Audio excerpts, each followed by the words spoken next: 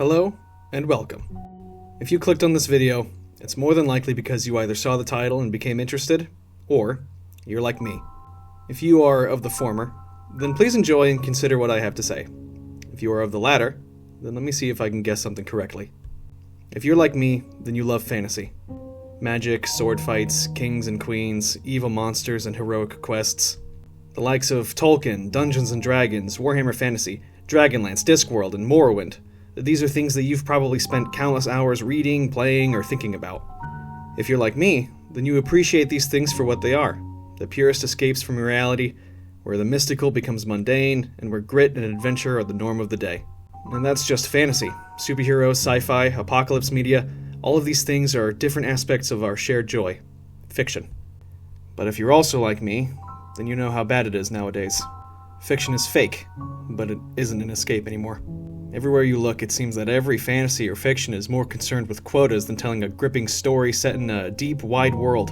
To make matters worse, stories are abandoning their historical contexts, as logic and understanding a character's role and abilities are given way to merely painting them as some stand-in for whatever real-world allegory, whether good or bad. Figurative representation has become real representation, and reality has invaded the worlds of escapism. All the while, the influence of real-world history, what helped paint the mythologies and stories that built the genre of fiction, are being abandoned for lackadaisy, haphazard excuses to either ignore or excuse ridiculous premises that abandon or change key aspects of history. If you're like me, you want something of quality.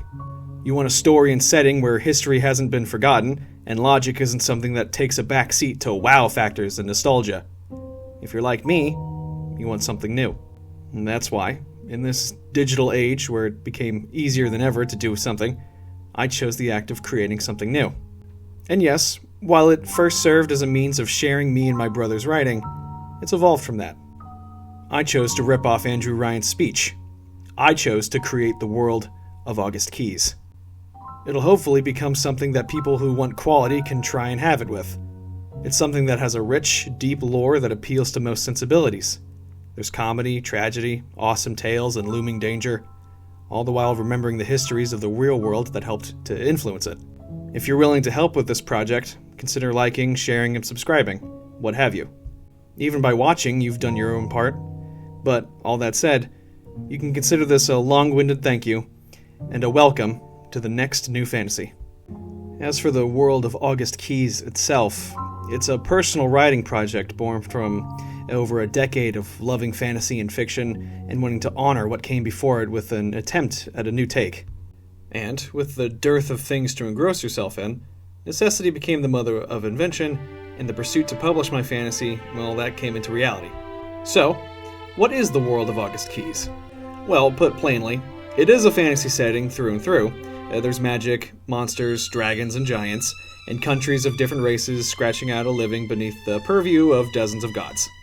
But all that sounds rather overdone, so a more specific answer seems needed. Uniquely, the world of August Keys is a setting that draws heavy inspiration from the 1600s to the 1700s of the real world, a period of global involvement, black powder technology, and seemingly endless conflict. Swords and shields have given way to guns and sabers, and the old institutions hold sway over the mystic arts.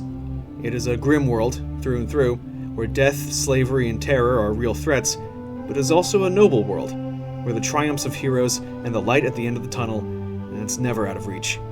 Classic fantasy races, such as elves and dwarves, meet unique ones, all of which are blended with the aesthetics and cultures of both traditional fantasy and the real-world Age of Sails, to create unique interpretations of all those that came before it. All that is to say, this isn't a world for the sensitive or the simple. Complex political strife, wars decades in the making, and civil movements are all aspects of the world's lore, pocked with complex characters, factions that span the moral scale, and many shades of gray.